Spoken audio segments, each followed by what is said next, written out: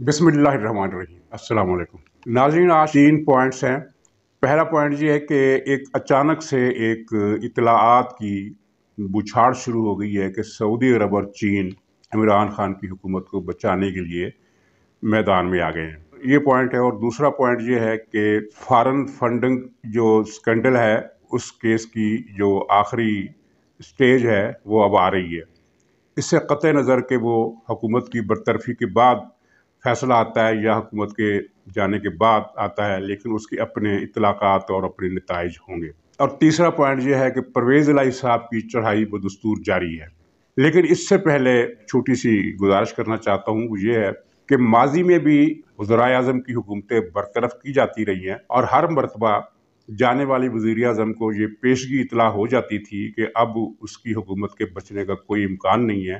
2 मरतबा नवाज शरीफ की हुकूमत मुशर्रफ से पहले के दौर में ख़त्म हुई और 2 मरतबा बेनज़ीर की हुकूमत ख़त्म हुई और फिर मुशर्रफ के बाद के दौर में यूसुफ रज़ा गिलानी की हुकूमत ख़त्म हुई और फिर नवाज शरीफ की हुकूमत ख़त्म हुई। यानी 6 वज़राए आज़म की मिसाल हमारे सामने है और इनका रद्द-ए-अमल और इनका तर्ज़-ए-अमल भी आपकी याददाश्त में अच्छी तरह होगा कि किस तरह इन्होंने वक़ार और मतानत और हवास खोए बगैर उस आने वाली मुसीबत का सामना किया जो इन पर मुक़द्दर कर दी गई थी। इसके बरक्स हम देख रहे हैं कि इमरान खान का तर्ज़-ए-अमल किस तरह दिन ब दिन वो होश खोने वाला मुज़ाहरा कर रहा है और पाकिस्तान के ख़ात्मे की बातें कर रहा है। कल सवात के जलसे में ये बहुत बौखलाया हुआ था और इससे पूरी तकरीर भी नहीं हो सकी। आपको अच्छी तरह इल्म है कि ये जब भी माइक पकड़ता है तो 1 घंटा तक इसकी बकबक जारी रहती है और खिताब मुख्तसर करना इसे आता ही नहीं है। लेकिन कल सवात के जलसे की हाज़िरी भी कम थी, लेकिन हाज़िरी से ज़्यादा जो हालात थे उनकी वजह से इसके चेहरे पर मायूसी और बेरंगी की एक कैफियत थी और इसने 15 मिनट के खिताब के बाद, तकरीर के बाद स्टेज छोड़ दिया। लेकिन नाज़रीन, इसने एक दिन पहले ये कहा जिस पर किसी ने अभी तक नोटिस नहीं लिया उसके इस फिक्रे का मतलब क्या था। हालांकि फिक्रा बड़ा क्लियर है। इसने कहा था कि नवाज शरीफ या जरदारी के हाथ में अगर हुकूमत आ जाए तो उससे अच्छा है कि इमरान खान के साथ मिलकर डूब जाओ। मतलब यह है कि मुल्क को डुबो दिया जाए। यानी अगर मेरी हुकूमत नहीं रहती तो फिर इस मुल्क के रहने की क्या ज़रूरत है। ये कम नसीब मुल्क के खात्मे की बातें कर रहा है और इसने मुल्क को ख़त्म करने की जो बात की है इससे पहले कभी किसी और ने नहीं की। हाँ, 77 में भुट्टो साहब, 78 में जब भुट्टो साहब को सजाए मौत का सामना था तो उन्होंने एक फिक्रा कहा था, अपनी किताब में भी वो उन्होंने दर्ज किया कि अगर मुझे फांसी दी गई तो हमालिया भी रोएगा। हमालिया के रोने का मतलब ये था कि बहुत बड़ा अलमिया होगा और बहुत मुजाहरे होंगे, हंगामे होंगे और मुल्क का बहुत नुकसान हो जाएगा। लेकिन मुल्क के खात्मे की बात उसने नहीं की। और अब ये इमरान खान कह रहा है कि इन लोगों की हुकूमत आने से अच्छा है कि लोग मेरे साथ डूब जाए, यानी ये मुल्क डूब जाए और मुल्क ही न रहे। सवात के जलसे में भी इसने इसी तरह की बातें की और गालियां दी कि सब लोग 27 मार्च को इस्लामाबाद पहुंचो और इन चोरों का, इन डाकुओं का, इन गद्दारों का और पता नहीं 6-7 किस्म की गालियां दी। और ये अलग बात है कि इसके वहाँ पहुँचने की, इनके वहाँ पहुँचने की कोई सूरत नज़र नहीं आती। मौलाना के इस ऐलान के बाद कि इनके लोग भी वहाँ पहुँचेंगे, PTI के कारकुन पहले ही अपने बिलों में दबक गए हैं और वो उनका कोई इरादा नहीं है कि वो मार खाने के लिए इस्लामाबाद पहुँचे। वो तो एक रंगीन किस्म के मेले के खरीदार हैं, तमाशाई हैं, बल्कि खुद तमाशा है। उनको उस तरह के 214 के धर्रे में जिस पर हर तरह की हिफाजत की छत्र छाया थी, एजेंसियाँ उनके साथ थी, इदारे उनके साथ थे, अदलिया उनके साथ थी और हुकूमत के हाथ पांव बांध दिए गए थे। तो उस वक्त वो 15-16 हज़ार की तादाद में ज़रूर इकट्ठे हो गए थे डी चौक। लेकिन अब वहाँ कोई छत्र छाया नहीं है, वहाँ धूप है और अपोजिशन के डंडे इनसे तादाद में कहीं ज़्यादा होंगे तो वहाँ ये पहुँचेगी नहीं। लेकिन एक पहलू और भी है कि शायद इनको वहाँ तक पहुँचने ही न दिया जाए। और ये जो मौलाना का लॉन्ग मार्च है इसके बारे में मैं आपको क्लियर कर दूं कि ये लॉन्ग मार्च होगा। मरियम नवाज लाहौर से लॉन्ग मार्च की क़यादत करेंगी और अकेली ANP पेशावर से इतने बंदे लेकर आएगी कि PTI उतने बंदे पूरे पाकिस्तान से इकट्ठी नहीं कर सकती। जो मौलाना फजल रहमान के लोग हैं उनकी गिनती अलग है और वो बहुत ज़्यादा है। और जो मुस्लिम लीग नून के जुलूस की स्ट्रेटजी है वो ये है कि इस्लामाबाद या पिंडी पहुंचकर इस जुलूस की क़यादत मरियम नवाज की जगह शहबाज शरीफ संभाल लेंगी। तो होगा क्या होगा ये कि ये लॉन्ग मार्च होगा, पेशावर से भी लोग आएंगे, लाहौर से भी लोग चलेंगे, दूसरे शहरों से भी लोग चलेंगे, और सबसे बड़ा जुलूस जो होगा वो मरियम नवाज का होगा। लेकिन ये जुलूस इस्लामाबाद में या तो दाखिल ही नहीं होंगे, या दाखिल होने के बाद किसी और जगह अलामती तौर पर एक मुजाहरा करके ख़त्म हो जाएंगे, क्योंकि उस रोज़ इस्लामाबाद में किसी पार्टी का जलसा जुलूस या इज्तिमा नहीं होगा, न PTI का न इनका। मतलब ये है कि ये अपोजिशन अपनी क़ुव्वत का मुजाहरा 2 दिन तक कर लेगी, 23 को भी और 24 को भी, लेकिन PTI वहाँ 26-27 तारीख को मुजाहरा नहीं कर सकेगी, बल्कि कोई जमात भी नहीं कर सकेगी। और इमरान खान का ये ख्वाब कि उसके हामी बहुत ज़्यादा तादाद में आएंगे, अव्वल तो बहुत ज़्यादा तादाद में आएंगी नहीं, और अगर उन्होंने निकलने की कोशिश की तो इस्लामाबाद में उस रोज़ ये पीस डे होगा, और हर तरफ सख्त इंतजामात होंगे कि लोग किसी किस्म के तसादुम से बचें, और वोटिंग का जो मरहला है वो भी खुश उसलूबी से हो जाए। और ये वोटिंग के रास्ते में जो रुकावटें डालने की जितनी भी इसने कोशिशें की हैं वो सब नाकाम हो गई हैं। स्पीकर से जो कहा गया कि तुमने वोट नहीं डालने देना या इजलास 2 महीने के लिए मुलतवी कर दो, वो सारे रास्ते अब बंद है। लेकिन एक इम्कान और भी है, वो ये है कि हो सकता है वोटिंग से पहले ही कोई फैसले हो जाएं। नाज़रीन, ये सऊदी अरब और चीन वाली बात जो असल मौजू थी वो लंबी बात हो गई, तो उसमें ये बात रह गई। मज़ेदार बात ये है कि ये एक झूठी और बिल्कुल बेबुनियाद मुहिम है जो PTI के लोग चला रहे हैं, और एक ख़ास मकसद के तहत चला रहे हैं।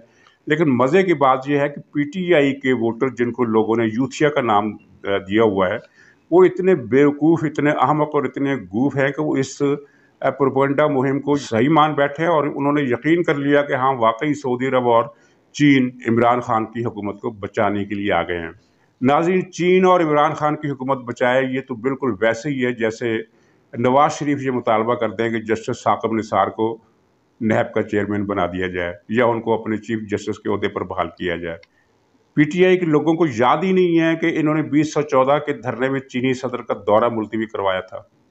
चीन इस बात को नहीं भूला, और ये एक बहुत बड़ी बात थी, लेकिन हम कहते हैं ये बहुत ही छोटी बात थी, क्योंकि बहुत बड़ी बात उससे भी आगे की थी। वो थी इसने CPEC बंद कराया, जिसकी वजह से चीन को भी अरबों डॉलर का नुकसान हुआ, क्योंकि अगर वो मनसूबा बर वक्त मुकम्मल हो जाता तो अब तक चीन का कितना मुनाफा होता और पाकिस्तान का कितना मुनाफा होता। दोनों मुल्कों को इसने मुनाफे से महरूम रखा। चीन ये दोनों बातें कभी नहीं भूल सकता। CPEC मुजम्मद पड़ा है 3.5-4 साल से, उस पर कोई काम नहीं हुआ, और चीन का जो नुकसान हुआ, जो पाकिस्तान को नुकसान हुआ, हमारा तो खैर नुकसान होता ही रहता है, हमें तो नुकसानात की कभी परवाह रही नहीं, लेकिन चीन का जो नुकसान हुआ है वो चीन तो उसकी शक्ल नहीं देखना चाहता। याद नहीं है कि ये जब चीन के दौरे पर गया था, कुछ अरसा पहले की बात है, तो वो लोग इससे मिलने के लिए तैयार नहीं थे। वो तो फिर किसी और इदारे ने मिन्नत तरले समाजत की कि ये पाकिस्तान की इज्जत का मसला है तो आप मिल लें। फिर भी 1 to 1 मुलाकात से उन्होंने कतई इनकार कर दिया, और वफूद की शक्ल में जो एक रस्मी किस्म की मुलाकात होती थी वो की, और उस पर टरखा दिया, और ये भी साफ सुना दिया कि हमसे किसी कर्जे की या मदद की उम्मीद न रखी जाए। और सऊदी अरब का मसला भी इतना ही संगीन है। ये सऊदी अरब गया था जब इसने बादशाह सलामत के तौर पर इक़्तिदार संभाला था, और फिर सऊदी अरब गया तो वहाँ जाकर इसने शहजादा मोहम्मद बिन सुल्तान की मेज़बानी के मज़े उठाए, और उसी के क़यामगाह में इसने उसके ख़िलाफ़ बड़ी यानी काबिल नफ़रत किस्म की और नाकाबिल इशाअत किस्म की बकबक फरमाई, जिनकी रिपोर्ट शहजादा को हुई तो उन्होंने वो जहाज़ इससे वापस ले लिया जिससे ये अमेरिका पहुंचा था। और फिर ये दुनिया में इससे पहले किसी सरबराह हुकूमत की इतनी ज़्यादा बेइज्जती नहीं हुई, और ये कोई और होता तो शर्म से मुंह छुपा लेता, लेकिन ये तो ठहरा शाह बेशर्मा, इस पर कोई ख़ास असर नहीं हुआ। तो नाज़रीन, ये यूथिया जिनको कहा जाता है PTI के वोटर और PTI के हामी, वो इस बेबुनियाद, झूठी और बामकसद मुहिम पर यकीन करते हुए ये मान बैठे हैं कि चीन और सऊदी अरब इमरान खान की मदद के लिए आ रहे हैं। इसका मकसद क्या है? मकसद सिर्फ ये है कि इत्तेहादियों को ये बावर कराने की कोशिश करना कि हमारी हुकूमत तो बच जाएगी, तुम हमारा साथ छोड़ोगे तो पछताओगे। अब इमरान खान को ये पता नहीं है, या वो इस बात को नज़रअंदाज कर गया है कि ये जो MPAs होते हैं, सारे तो नहीं लेकिन उनकी जो एक खासी अच्छी तादाद, या MNAs जो होते हैं उनकी अच्छी खासी तादाद बाखबर होती है। सिफारती हलकों में क्या हो रहा है, ऊपर के हलकों में क्या हो रहा है, उन्हें उतनी ही खबर होती है जितनी हुकूमत को खबर होती है इन मामला की। यानी हम तक ये बात जब पहुंच जाती है कि सऊदी अरब क्या सोच रहा है और चीन क्या सोच रहा है, तो MNAs जो इक़्तिदार की कॉरिडोर्स में घूमते हैं और वहाँ उनके राब्ते मुसलसल होते हैं, तो क्या उनको ये पता नहीं है कि सऊदी अरब और चीन वाली बात سے زیادہ مذاق خیز کوئی اور ڈرامہ ہو ہی نہیں سکتا۔ یہ اسی قسم کی مہم ہے جو انہوں نے ایک فیک نیوز کے ذریعے چلا رکھی ہے کہ اجلاس ہوا ہے موساد کا اور انڈیا کا اور CIA کا، جس میں یہ کہا گیا ہے کہ عمران خان کی حکومت کو ختم نہ کیا گیا تو یہ دنیا کا لیڈر بن جائے گا اور امریکہ میں بھی اس کی حکومت قائم ہو جائے گی۔ اس طرح کی احمقانہ بچگانہ مضمون ٹائپ کر کے ان پر کسی اخبار کا نام ٹائپ کر کے اس کو سوشل میڈیا پر ڈال دیا ہے، اور PTI کے لوگ اس پر یقین کیے بیٹھے ہیں، اس کو آگے پھیلا رہے ہیں کہ دیکھو عمران خان کی طرح بڑا عالمی لیڈر ہے اور اس کے خلاف ساری دنیا کی قوتیں متحد ہو گئی ہیں۔ ناظرین، اس بارے میں اور بھی بہت ساری دلچسپ باتیں ہیں لیکن پروگرام لمبا ہو جاتا ہے، تو میں پرویز الہی کی طرف آتا ہوں۔ پرویز الہی صاحب نے جو پرسوں انٹرویو دیا، اس کی دھمک نے عمران خان کے دماغ کے کیا کہتے ہیں چولہے ہلا دی، اور کل پھر ایک بیان میں انہوں نے 2 فقرے کہے جن کو لے کر PTI کے لوگ اچھل پڑے کہ دیکھو پرویز الہی نے یو ٹرن لے لیا ہے، حالانکہ یو ٹرن والی اس میں کوئی بات نہیں تھی۔ اس میں 2 باتیں تھیں، ایک تو یہ ہے کہ ہم حکومت کا حصہ ہے، ہم نے حکومت سے علیحدگی اختیار نہیں کی، اس میں یو ٹرن والی کون سی بات ہے؟ واقعتاً چودھری پرویز الہی نے وہ حکومت کے خلاف ہو گئے ہیں لیکن ابھی تک انہوں نے حکومت سے علیحدگی کا اعلان نہیں کیا۔ ان کے طارق بشیر چیمہ اور مونس الہی دونوں بدستور وفاقی وزیر ہیں۔ یہ تو PTI کی سوچنے کا مقام ہے کہ ایک پارٹی ان کی عزت اور پگڑی کو تار تار کر رہی ہے، اور اس میں PTI میں اتنی جرت نہیں ہے کہ ان دونوں وزیروں کے خلاف ڈسپلن کے تحت کارروائی کریں، ان کی وزارت ختم کریں یا ان سے اتحاد ختم کریں۔ دوسرا فقرہ انہوں نے کہا پرویز الہی نے کہ عمران خان کو ایماندار سمجھتا ہوں۔ خیر، اس پر تبصرہ کرنے کی کوئی خاص ضرورت نہیں ہے۔ اگر عمران خان ایماندار ہے تو پھر پاکستان میں کرپٹ کون ہے؟ عمران خان کی ایمانداری کے کیسز جو ہیں کم سے کم 12 کی تعداد میں آپ کو خبر دے رہا ہوں کہ اس کی حکومت کی برطرفی کے بعد عمران خان پر اربوں روپے کی کرپشن کے 12 میگا کیس بننے والے ہیں۔ تیسرا پوائنٹ ہمارا یہ ہے کہ یہ فارن فنڈنگ جو کیس ہے جو 7 سال سے لٹکا چلا آ رہا ہے، پرسوں اس میں الیکشن کمیشن نے التوا کی 55ویں درخواست جو PTI کی طرف سے کی گئی تھی وہ مسترد کر دی، یعنی اس کا مطلب ہے کہ اب سماعت ہوگی۔ فیصلہ اتنی جلدی نہیں آئے گا، اس میں مہینے سے زیادہ لگ سکتا ہے اب بھی۔ اور آپ کے علم میں ہے، میں پھر دوبارہ یاد دہانی کرا دوں کہ یہ 7 سال سے کیس چل رہا ہے اور PTI کی وکیل نے کبھی کیس پر بات ہی نہیں کی، نہ کوئی دلیل دی، نہ کوئی بحث کی، نہ کسی گواہ کو جھٹلایا، کسی ایویڈنس کو جھٹلایا۔ ہر سماعت میں اس نے صرف ایک بات کی کہ کیس ملتوی کیا جائے، 15 دن کے لیے ملتوی کیا جائے، مہینے کے لیے ملتوی کیا جائے، اور الیکشن کمیشن ملتوی کرتا رہا ہے۔ اگر ان کے پاس کوئی پوائنٹ ہوتا اپنے ڈیفنس میں تو وہ پیش کرتے۔ آپ اس کی پوری ہسٹری دیکھیے، نیٹ پر آپ کو مل جائے گی۔ کسی کیس میں بھی ان کے وکیل نے فائٹ نہیں کیا، آرگومنٹ نہیں دیے، صرف التوا کی درخواست مانگی۔ تو اب یہ کیس فیصل ہونے کی طرف بڑھ رہا ہے، شاید مہینے یا 1.5 مہینے میں فیصلہ کیا آئے گا اس کا پتہ ہے سب کو، اور اس کے اطلاقات کیا ہوں گے۔ اس وقت تک عمران خان کی حکومت ختم ہو چکی ہوگی، تو آپ کہیں گے کہ بھئی اب کیا فائدہ ہے اس کیس کا؟ لیکن نہیں، اس کیس کی اطلاقات اپنی جگہ ہے۔ اس کی آئندہ سیاست جو ہے وہ یہ کیس ختم کر کے رکھ دے گا۔ ویسے میرا ذاتی جو نظریہ ہے وہ یہ ہے کہ برطرفی کے بعد عمران خان کی سیاست ویسے ہی ختم ہو جانی ہے۔ اس کی عوامی پاپولیرٹی، جس کے یہ سوچے سمجھے ڈھول پیٹے جا رہے ہیں، کہیں موجود نہیں ہے، اور برطرفی کے بعد جب عوامی میدان میں یہ جائے گا تو اس کو پتہ چل جائے گا کہ میری مقبولیت کیا ہے۔